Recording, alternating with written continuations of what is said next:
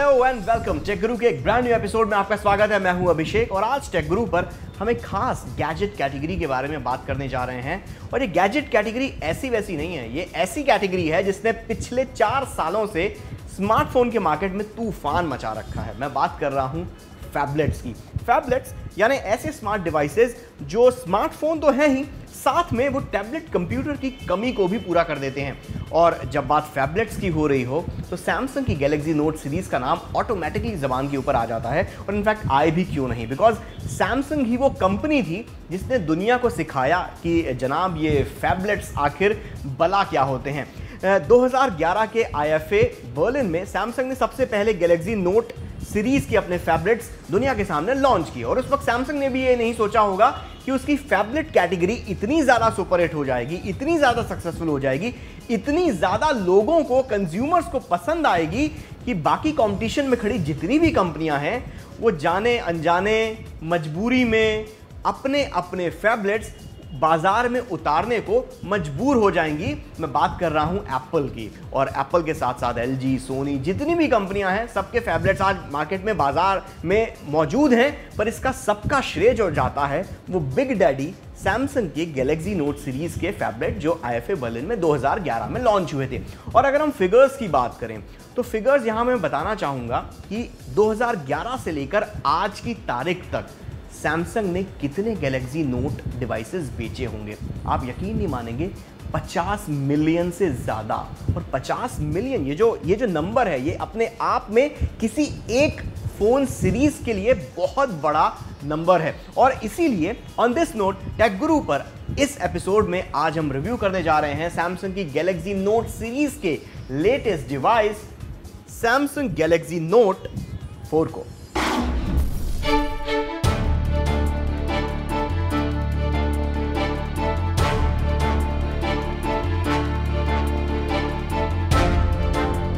पेश है सैमसंग के स्मार्टफोन्स का सरताज सैमसंग गैलेक्सी नोट 4। सैमसंग ने इस बार नोट 4 को बड़ी फुर्सत से बनाया है। गैलेक्सी नोट के पिछले वर्जन की तरह बैक पैनल पर लेदर टेक्सचर तो दिया गया है, साथ ही इस बार फोन के बेजल पर मेटेलिक रिम भी दी गई है जो इस खूबसूरत फोन को थोड़ा और प्रीमियम बना देती है। पर अगर आप इसे बाजार में बिक रहे बाकी फ्लैगशिप डिवाइसेस जैसे सोनी Z3 या LG G3 के साथ कंपेयर करें तो नोट 4 इस लिहाज में शायद जरूर थोड़ा हल्का लगे। पर हाँ, इस बात को तो मानना होगा कि लुक्स एंड डिजाइन के मामले में सैमसंग अब धीरे धीरे थोड़ा थोड़ा सुधरने लगा है। नोट सीरीज को एक और चीज खास बनाती है, वो है इसका ये जो डंडी वाला जो S पेन है, जो स्टाइलस है, ये इसे बाकी और फैबलेट से अलग बनाता है। I mean, आपने मार्केट में कितने ऐसे स्मार्टफोन्स देखे होंगे जो स्टाइलस के साथ आते हैं, और उन स्मार्टफोन्स में से भी कितने ऐसे स्मार्टफोन्स हैं जिनका स्टाइलस सच में इतना ज़्यादा रिस्पॉन्सिव है, इतना ज़्यादा अच्छा है, जो सच में किसी फ़ोन के एक्सटेंशन का काम कर सकता है बखूबी से। तो ऐसे मामले में अगर मैं कहूं कि गैलेक्सी नोट सीरीज का जो ओरिजिनल नोट था 2011 में जो लॉन्च हुआ था, अगर उससे नोट 4 को कंपेयर करें तो ना सिर्फ इसका स्टाइलस बहुत ज़्यादा रिस्पॉन्सिव हो गया है, बल्कि जो एयर कमांड जैसे फीचर्स हैं वो भी अब और ज़्यादा पॉलिश्ड नजर आते हैं। गैलेक्सी नोट मतलब अच्छी स्क्रीन और दमदार परफॉर्मेंस, और नोट 4 में अच्छी स्क्रीन के लिए 5.7 इंच की quad HD super AMOLED screen दी गई है जो 515 PPI वाली है। स्पेक्स वाइज बाजार में नोट 4 की स्क्रीन से अच्छी स्क्रीन बस LG G3 और सोनी Xperia Z3 की है, जो पिक्सल पर इंच या PPI के मामले में नोट 4 की स्क्रीन से थोड़ी, बस जरा सी थोड़ी और ज्यादा बेहतर है। फ्रैंकली स्पीकिंग, हम जैसे नॉर्मल लोगों की नॉर्मल जैसी आंखें इतने माइन्यूट डिफरेंस कलर्स में पहचान नहीं सकती, पकड़ में नहीं आते डे टू डे लाइफ में। तो मेरी मानिए तो जो पेपर पे जो स्पेसिफिकेशंस दिए गए हैं उनसे ज़्यादा अपनी इन आंखों पे ज़्यादा भरोसा करें, जो आंख को अच्छा लगे वो लें। दमदार परफॉर्मेंस के लिए गैलेक्सी नोट 4 में 2.7 गीगाहर्ट्ज का क्वाड कोर प्रोसेसर दिया गया है 3 GB रैम के साथ। फोन कहीं भी लैग नहीं करता, फिर चाहे आप इस पर कोई भारी भरकम ग्राफिक्स वाला एक्शन गेम खेलें या फिर एंग्री बर्ड या फिर कैंडी क्रश। 32 GB की इंटरनल मेमोरी वाले इस फोन में आप 64 GB तक मेमोरी को एक्सपेंड कर सकते हैं माइक्रो SD कार्ड की मदद से। आई थिंक सैमसंग यहां पर थोड़ा सा चूक गया है, बिकॉज अगर आप देखो नोट 4 का डायरेक्ट कॉम्पिटिशन किससे है? एप्पल के आईफोन 6 से। ये माना कि एप्पल आईफोन 6 प्लस में फ्लेक्सिबिलिटी नहीं है, आप अपनी मेमोरी को अपग्रेड नहीं कर सकते, एक्सपेंडेबल मेमोरी का ऑप्शन नहीं है, पर फिर भी आईफोन 6 प्लस में 128 GB का ऑप्शन मौजूद है किसी भी कंज्यूमर के लिए। और आईफोन की छोड़ें, फिर भी छोड़ें आईफोन की, आप ब्लैकबेरी का जो रिसेंटली डिवाइस लॉन्च हुआ है ब्लैकबेरी पासपोर्ट, उसके अंदर भी 128 GB की एक्सपेंडेबल स्टोरेज का ऑप्शन ब्लैकबेरी ने दिया है। कम ऑन सैमसंग, मतलब ये आपका सबसे बेस्ट फोन है, सबसे प्रीमियम डिवाइस है, फ्लैगशिप डिवाइस है, सबसे महंगा डिवाइस है, इसके अंदर 128 GB की एक्सपेंडेबल मेमोरी का ऑप्शन देने में आपका क्या जा रहा था? लिटरली। एंड्रॉइड 4.4 किटकैट वर्जन पर चलने वाले नोट 4 के बारे में खबरें हैं कि जल्द ही ये एंड्रॉइड लॉलीपॉप पर भी अपग्रेड हो जाएगा। बाकी यूआई की बात करें तो इसमें सैमसंग का अपना खुद का डिजाइन किया हुआ टचविज यूआई है, जो आपने सैमसंग के गैलेक्सी S5 में भी देखा होगा। बाकी वन हैंडेड यूज के लिए इसमें अलग से मोड दिया गया है और S Pen के हिसाब से ढेरों प्री इंस्टॉल्ड एप्स हैं जो आप अपनी क्रिएटिविटी में इस्तेमाल कर सकते हैं। आपको फिट रखने के लिए S Health ऐप है जो आपके फिटनेस डेटा को ट्रैक भी करता है, उसको रिकॉर्ड भी करता है और वक्त वक्त पर मोटिवेट भी करता रहता है। हेल्थ को ही ट्रैक करने के लिए नोट 4 के कैमरा लेंस के जस्ट नीचे ये हार्ट बीट स्कैनर है जो LED फ्लैश का भी काम करता है। बट ये डिजाइन आपने गैलेक्सी S5 में भी देखी होगी। आई मस्ट से नोट 4 बड़ा ही छुपा रुस्तम स्मार्टफोन है। इसके अंदर इतने परफॉर्मेंस पैक्ड फीचर्स दिए हुए हैं, इतने प्रोडक्टिविटी वाले फीचर्स दिए हुए हैं, पर इसके साथ साथ ये स्मार्टफोन एक बहुत ही काबिल कैमरे को अपने अंदर छुपाए हुए है। एंड माइंड यू, इस बार इसके 16 मेगापिक्सल कैमरे में ऑप्टिकल इमेज स्टेबलाइजेशन जैसा फीचर भी दिया गया है। नोट 4 का 16 मेगापिक्सल कैमरा काफी अच्छे फोटोग्राफ्स लेने की कैपेबिलिटी रखता है और ऑप्टिकल इमेज स्टेबलाइजेशन होने की वजह से इमेज क्वालिटी में भी काफी फर्क नजर आता है। आउटडोर पिक्चर्स काफी अच्छे आते हैं, पर लो लाइट में कई बार दिक्कत होती है। नोट 4 का कैमरा फुल HD के अलावा 4K अल्ट्रा HD रेजोल्यूशन में भी वीडियो कैप्चर कर सकता है। जिस एक कारण से मैं पर्सनली नोट सीरीज के सभी फोन्स की इज्जत करता हूं, उन्हें पसंद करता हूं, वो है इस फोन की बैटरी लाइफ। आई मीन लगभग 3500 mAh की बैटरी, कमाल है बॉस। इसके साथ ही नोट 4 में कनेक्टिविटी के लिहाज से 3G वाईफाई तो है ही, साथ ही 4G LTE कंपैटिबल होने के कारण इसको आप फ्यूचर प्रूफ भी कह सकते हैं। अब सवाल ये है कि क्या आपको नोट 4 खरीदना चाहिए? वेल, अगर आप एक फोन के ऊपर 60,000 रुपए खर्च कर सकते हैं या फिर 60,000 रुपए आप खर्च करना चाहते हैं, देन गो फॉर इट। अगर आप एक बढ़िया परफॉर्मेंस वाला फोन चाहते हैं तगड़ी बैटरी लाइफ के साथ, देन गो फॉर इट। अगर आप इसके स्टाइलस का ज़्यादा अच्छी तरीके से इस्तेमाल कर सकते हैं, ज़्यादा क्रिएटिव तरीके से इस्तेमाल कर सकते हैं काम खुजाने के अलावा, देन गो फॉर इट। अगर आपको एक बड़ी सी स्क्रीन साइज वाला फ़ोन चाहिए जिसकी स्क्रीन की क्वालिटी भी काफ़ी अच्छी हो, देन गो फॉर इट। पर अगर आप एक ऐसे कंज्यूमर हैं जो पैसा बहुत सोच समझ कर खर्च करते हैं या फिर आपने पिछले साल ही नोट 3 पर पैसे खर्च किए हैं, तो फिर मेरी मानिए नोट 4 को आप इग्नोर कर सकते हैं। इसके अगले अवतार के लिए इंतजार कीजिए, वो ज़्यादा अच्छा होगा।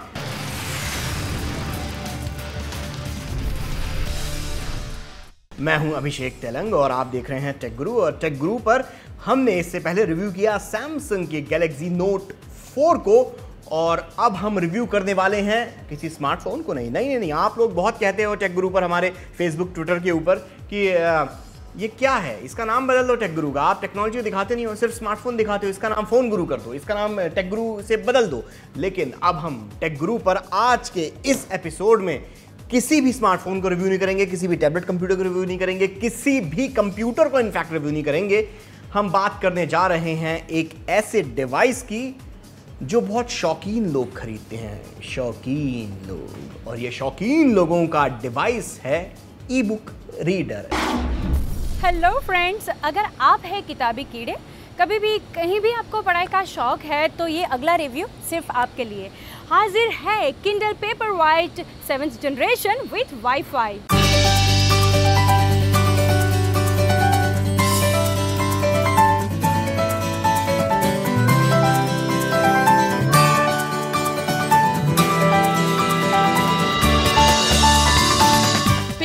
मशहूर e book reader Kindle Paperwhite का 2014 एडिशन।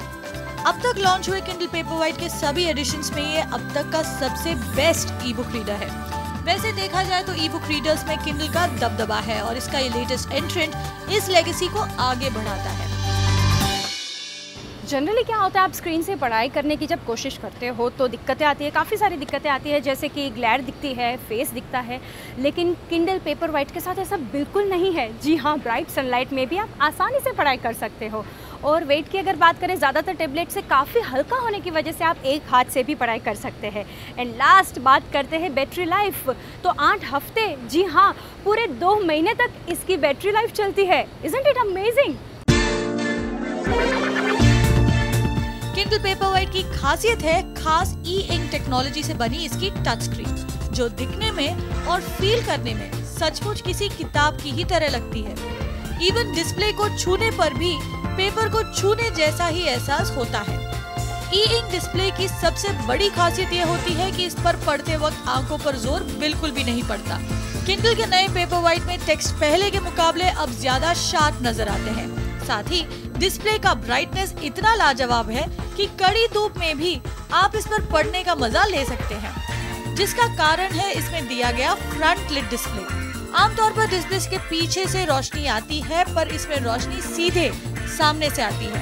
पिछले वर्जन की तरह किंडल पेपरवाइट में बटन के नाम पर सिर्फ एक बटन ही दिया गया है। ज्यादातर इनपुट कमांड्स आप स्क्रीन पर अलग अलग टच जेस्चर्स करके दे सकते हैं। डिजाइन के मामले में किंडल पेपरवाइट का 2014 एडिशन अपने पिछले वर्जन की तरह ही है, बिल्कुल किसी छोटे डायरी जैसा।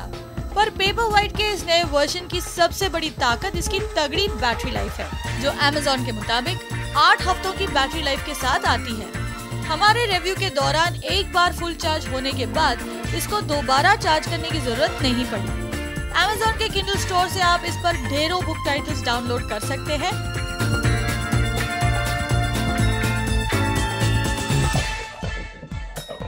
आखिर में बात करें आपके कंफ्यूजन की, टू बाय और नॉट टू बाय, तो मैं आपको कहूँगी not to buy. Reason, I mean approximately 11,000 just for reading, कुछ ज़्यादा नहीं है क्या? नहीं, तो फिर मैं आपको बोलूँगी ये है अब तक का बेस्ट ई रीडर। वेल, तो अब टेक गुरु पर रिव्यू करते हैं एक गेम को जो है WWE 2K15, इस साल का WWE का latest game. You can see me.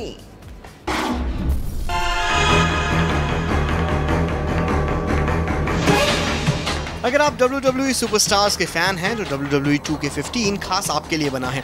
ये रेसलिंग सिमुलेशन गेम WWE के सालाना गेमिंग सीरीज का लेटेस्ट अवतार है। इस गेम में आप अपने पसंदीदा WWE सुपरस्टार्स के साथ लड़ सकते हैं। आप चाहें तो अपने हिसाब से कोई नया सुपरस्टार कस्टमाइज करा के अपने सुपरस्टार्स के साथ उसके मैच भी करा सकते हैं। WWE की प्रोग्रामिंग में सभी पे पर व्यू एरिनाज और उसमें होने वाले स्पेशलाइज्ड मैचेस जैसे elimination chamber, steel cage, hell in a cell जैसे टफ मैचेस भी आप खेल सकते हैं। WWE 2K15 की एक और खासियत ये है कि इस बार WWE सुपरस्टार्स ना सिर्फ पिछले वर्जन के मुकाबले ज्यादा रियलिस्टिक लगते हैं, बल्कि इस बार WWE के रूस्टर में कई नए चेहरे भी जोड़े गए हैं, जैसे Seth Rollins, Roman Reigns, Dean Ambrose, Wyatt family, Fandango जैसे ढेरों लेटेस्ट WWE सुपरस्टार्स, डीवास और मैनेजर्स के साथ आप अपने WWE ड्रीम को पूरा कर सकते हैं। इसके साथ ही इस बार NXT के सुपरस्टार्स भी शामिल किए गए हैं। स्टोरी लाइन के मामले में शॉन माइकल्स और ट्रिपल एच के 2000 के दशक में हुई मशहूर फ्यूड और पिछले कुछ सालों में जॉन सीना और CM पंक की हसल, लॉयल्टी, डिसरिस्पेक्ट की स्टोरी लाइंस को इस गेम का हिस्सा बनाया गया है, जिससे आप सब इन बीते हुए लम्हों को एक बार फिर से जी सकें। ओवरऑल देखा जाए तो WWE 2K15 एक एवरेज गेम है जिसे हार्डकोर WWE फैंस के लिए ही डिजाइन किया गया है। तो अगर आपने पिछले कुछ सालों से कोई भी WWE गेम नहीं खेला है तो आपको 2K15 जरूर पसंद आएगा, पर अगर आप 2K14 खेल चुके हैं तो आप चाहें तो इस गेम को इग्नोर भी कर सकते हैं। WWE 2K15 PS3, PS4, Xbox 360 और Xbox One प्लेटफॉर्म्स पर अवेलेबल है और टेक गुरु रिव्यू मीटर पर इसे देते हैं सिर्फ 2 TG पॉइंट्स।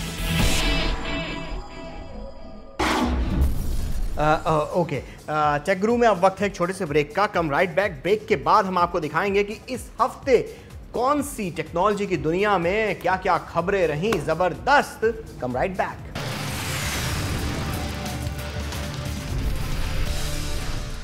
Welcome back. आप देख रहे हैं टेक गुरु और अब वक्त है टेक न्यूज का।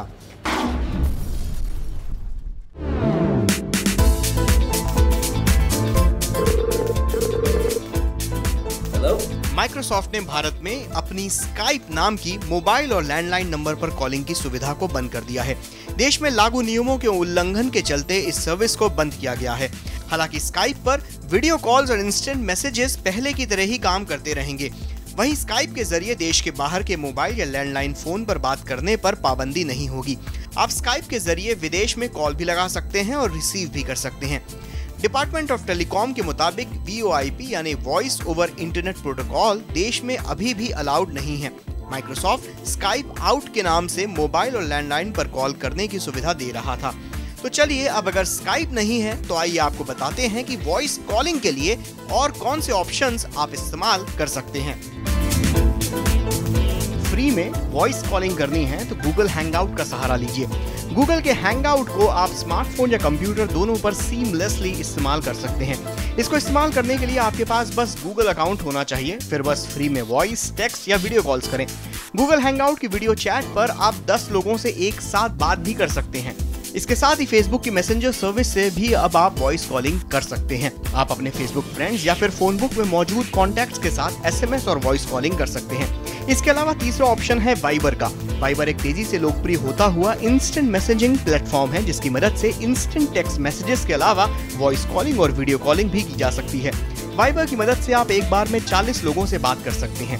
पर ट्राई जिस तरह से व्हाट्सएप, वाइबर, स्काइप जैसे ओवर द टॉप प्लेयर्स के ऊपर दबाव बनाता जा रहा है, क्योंकि टेलीकॉम कंपनियों के हिसाब से अकेले स्काइप के कारण टेलीकॉम कंपनियों को 3.5 करोड़ रुपए का सालाना नुकसान उठाना पड़ रहा था। तो इसके चलते हो सकता है कि आने वाले दिनों में ट्राई इन सर्विसेज पर भी नकेल कसे।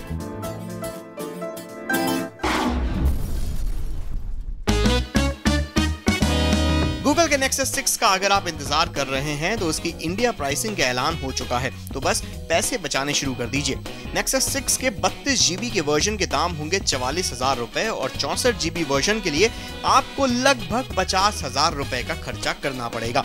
Nexus 6 के भारत में ऑफिशियल लॉन्च के बारे में अभी कोई भी जानकारी नहीं दी गई है। अगर बात करें Nexus 6 के फीचर्स की तो इस बार Nexus 6 बनकर निकला है मोटोरोला की फैक्ट्री में से। लगभग 6 इंच के QHD एमोलेड डिस्प्ले वाले इस फोन की स्क्रीन 2K रेजोल्यूशन को सपोर्ट करती है। 2.7 गीगाहर्ट्ज का Qualcomm Snapdragon 805 quad core processor है 3 GB रैम के साथ। 13 मेगापिक्सल का कैमरा है और ये गूगल के latest operating system Android 5.0 lollipop version पर चलेगा। तो बस अपने FD या फिर पिगी बैंक में से पैसे निकालना शुरू कर दीजिए।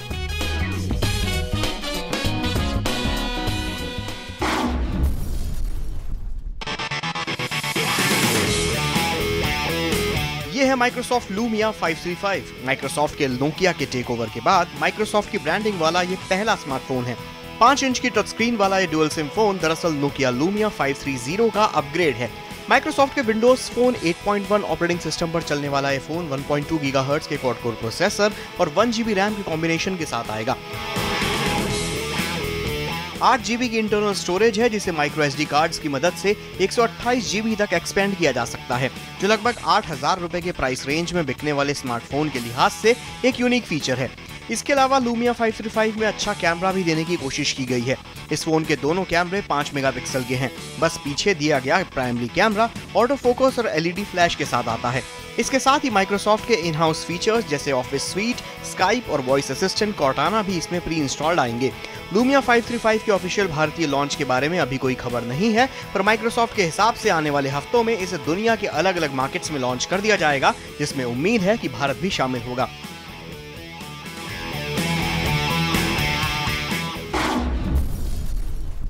तो भाई लोगों, इस हफ्ते टेक गुरु में बस इतना ही। अब वक्त आ गया है टाटा अलविदा गुड बाय कहने का। और अब आप लोगों के पास शिकायत करने के लिए कोई चीज़ होनी नहीं चाहिए बॉस, बिकॉज इस हफ्ते मैंने टेक गुरु पर एक स्मार्टफोन का रिव्यू भी किया, एक ई बुक रीडर का भी रिव्यू किया, आपको गेम भी दिखाया और दिल दहलाने वाली टेक न्यूज़ भी आपको दिखाई। तो इस हफ्ते आप सब लोग सेटिस्फाई हो गए होंगे इस हफ्ते के टेक गुरु पर फिर भी ये हफ्ते का टेक गुरु आपको कैसा लगा? आप अपना फीडबैक मेरे साथ शेयर कर सकते हैं सोशल नेटवर्क्स के ऊपर, फेसबुक, ट्विटर, इंस्टाग्राम के ऊपर। मैं कोशिश करता हूं कि जितने ज़्यादा लोगों से कन्वर्सेशन कर सकूं, उतने ज़्यादा लोगों से कनेक्ट हो सकूं। हमारी और मेरी पूरी टीम की ये कोशिश रहती है। बाकी भाई ऊपर वाला मालिक है। इसके साथ ही टेक गुरु का ये हफ्ते का एपिसोड और पिछले सभी हफ्तों के एपिसोड आप YouTube के हमारे ऑफिशियल चैनल पर देख सकते हैं। तो भाई लाइक, फॉलो और सब्सक्राइब कीजिए, बिकॉज शेयर करने से पुण्य मिलता है। तो टेक गुरु के इस हफ्ते के एपिसोड में बस इतना ही।